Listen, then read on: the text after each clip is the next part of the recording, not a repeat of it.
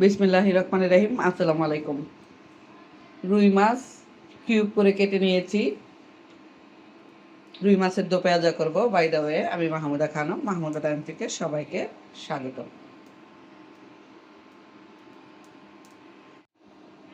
রান্না করার জন্য চুলায় প্যান বসিয়ে দিয়েছি। দিয়ে দিচ্ছি সরিষার তেল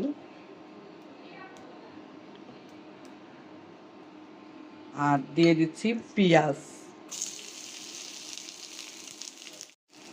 পেঁয়াজ গোল্ডেন ব্রাউন করে ভেজে নিব।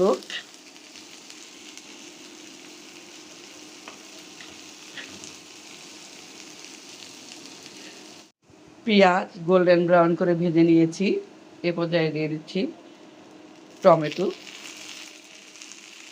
ফ্রোজেন করা টমেটো দিয়ে দিলাম।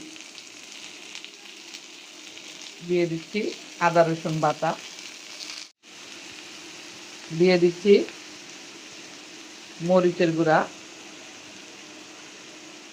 হলুদের গুঁড়া, ধনিয়ার গুঁড়া। লবণ দিব না, মাছ ম্যারিনেট করে রেখেছি লবণ আর হলুদ দিয়ে, তাই জন্য সামান্য হলুদ দিলাম।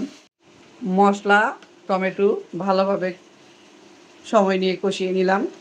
এ পর্যায়ে দিয়ে দিচ্ছি ম্যারিনেট করা মাছগুলো। হলুদ আর লবণ দিয়ে আধা ঘন্টা ম্যারিনেট করে নিয়েছি। দিয়ে দিলাম মাছগুলো।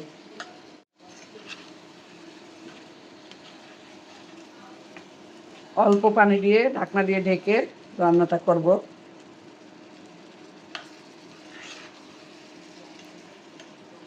একটু কষিয়ে তারপরে পানি দিয়ে দিব।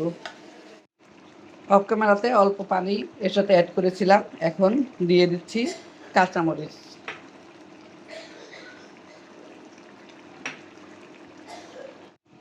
ঢাকনা দিয়ে ঢেকে কিছুক্ষণ রান্না করলাম।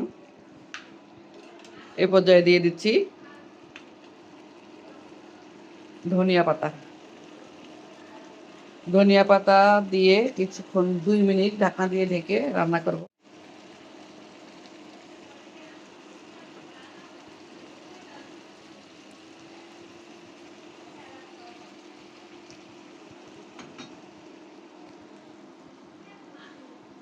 আবারও 2 মিনিটের জন্য ঢাকনা দিয়ে ঢেকে দিলাম।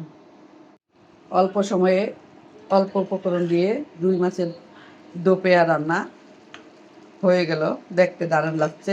গরম ভাতের সাথে আশা করছি অনেক অনেক ভালো লাগবে। সবাই ভালো থাকবেন, সুস্থ থাকবেন। ফিরে আসবো নতুন কোনো রেসিপি নিয়ে। আল্লাহ হাফেজ। আসসালামু আলাইকুম।